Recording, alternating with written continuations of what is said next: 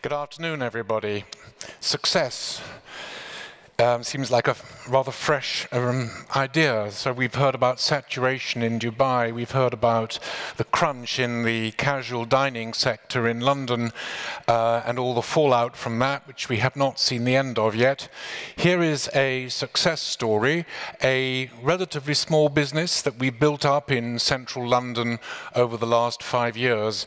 What I think is really interesting about it is that it's a combination of an extremely clear vision with extreme discipline. So the lady who has built this business up, who I'm going to tell you about in a moment, has applied complete discipline in the way that she has opened the sites and built the business up. So Darwin and Wallace comes from a long line of very successful investments made by the Imbiba partnership. Now they are a small partnership operating in London in the leisure sector, and we now have our own strategic partnership with them. When I say we, I mean my firm, which is Enterprise Investment Partners. So it's sort of three-sided, really. So we have an entrepreneur, who is this lady called Mel Marriott. We have Imbiba, and we have my firm who provide the finance. So Imbiba provide the management expertise, if you like. I provide the finance, and Mel has provided the vision for the business. So what do Imbiba bring to the party? Well, a number of things, but I think two most important things that they bring to the party are incredible property expertise. So the big drama about developing a business in central London is the difficulty of finding sites. Key sites come up very rarely. Even when businesses fail and start to shed sites, they always shed the less good ones, and they do not get rid of the really good ones. So finding the right sites and the right places is an enormous challenge. So Imbiba have impeccable property connections, particularly when it comes to new developments in large retail spaces or large property developments in central London.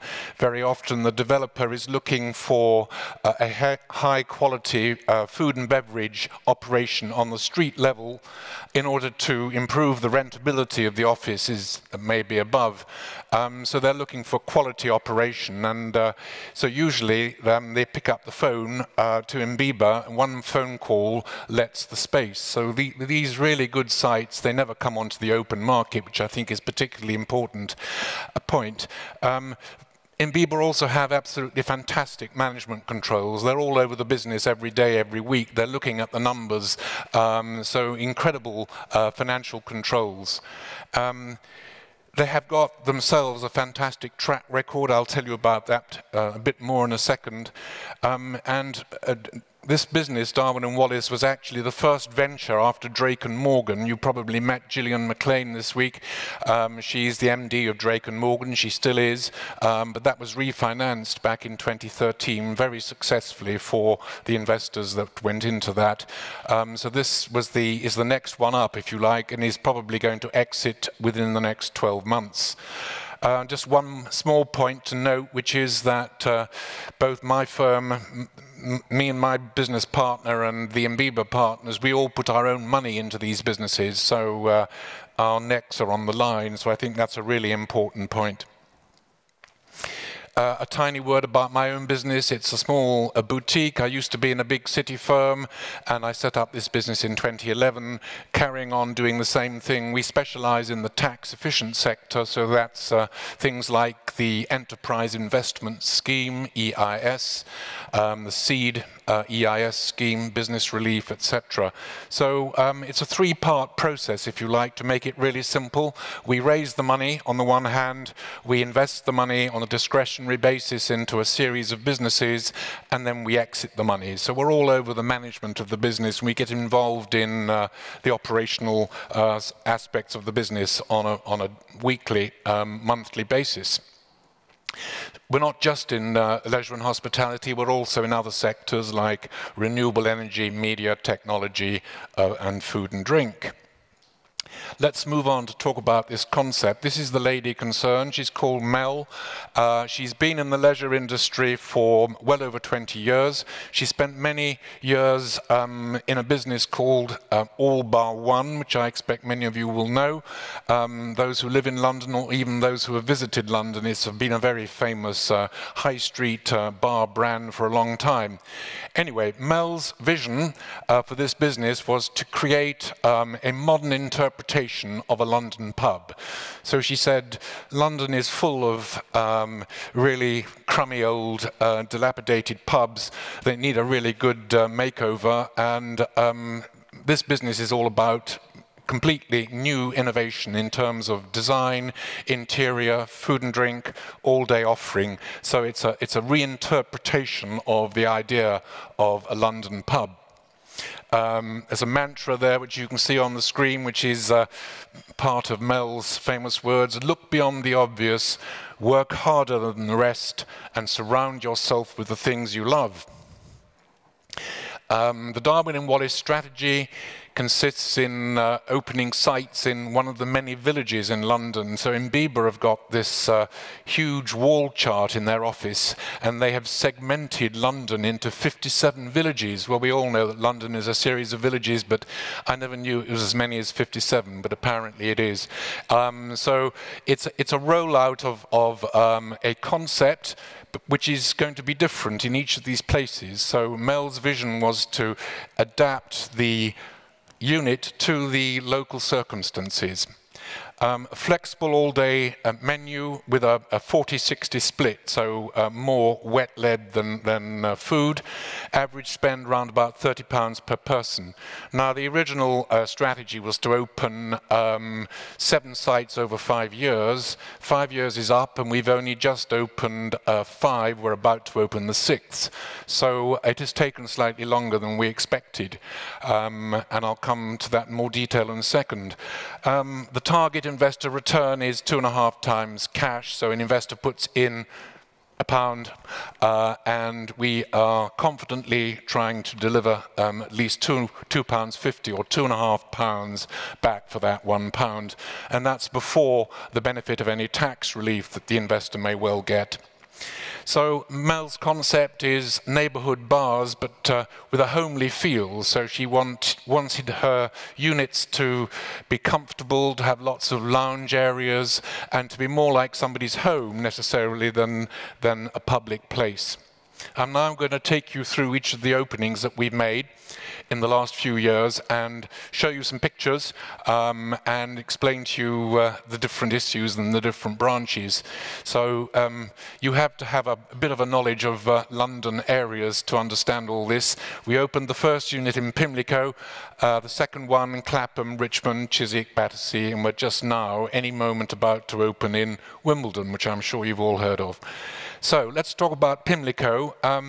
Ironically, this was actually the least good of all the units that we've opened, and we were having problems finding units, and so we were in a slight rush to spend our money for tax purposes, and we found this site in Pimlico Road. It had been a rubbishy old pub called the Ebury for a long time, and the sort of pub that you drive past and you never look at twice.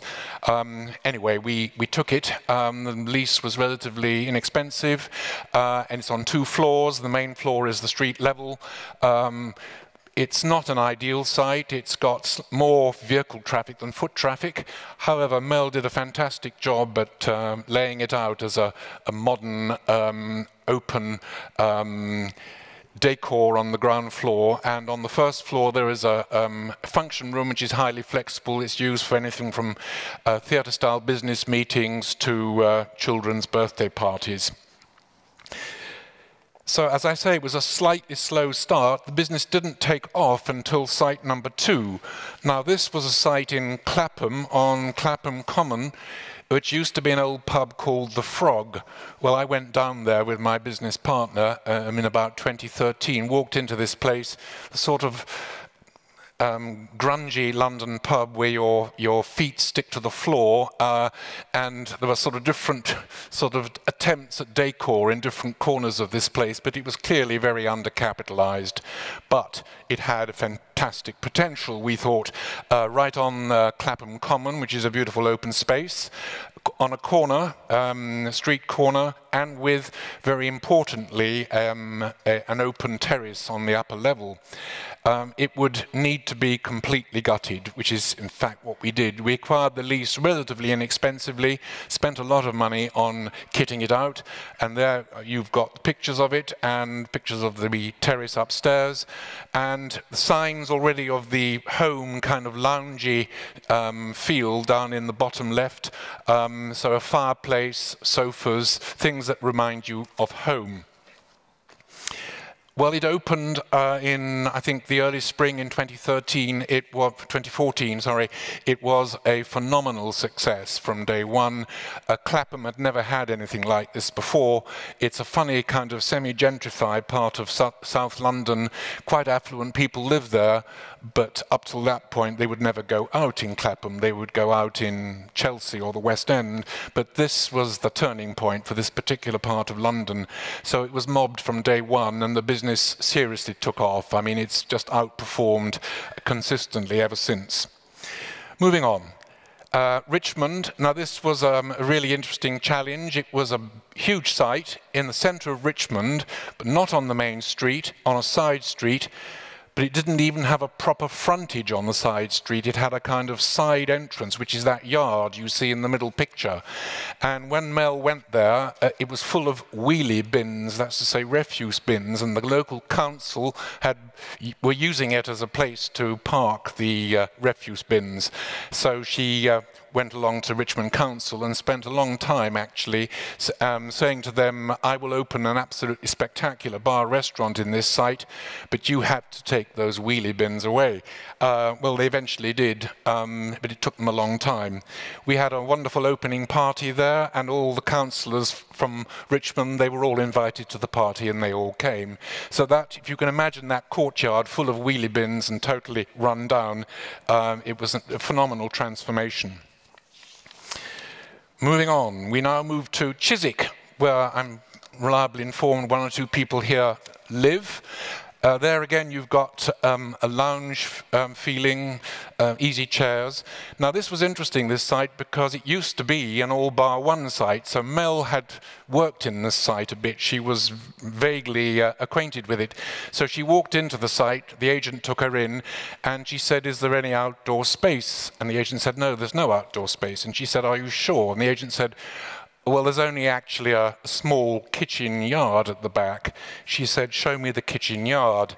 And she walked out to the back, and indeed there was an open space. It was quite a big yard, and it was not being used by the public. She said, well, this is ridiculous. So she took the site.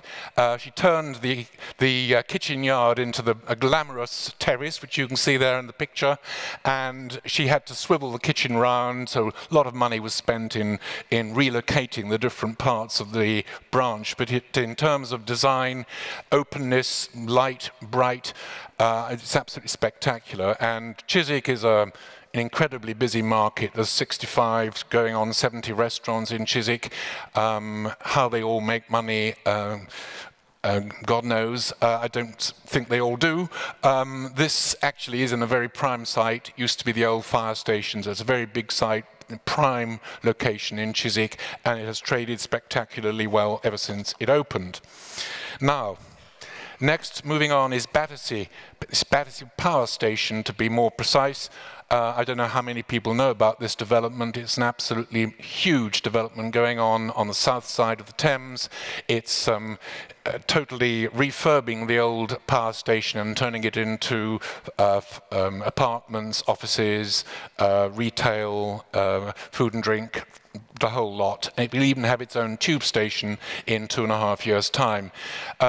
Phase 1 of this particular site has already opened. There was a massive competition to get sites. Mel pitched for it, and she actually got it. And so this site is right on the western fringe of the Battersea Power Station site.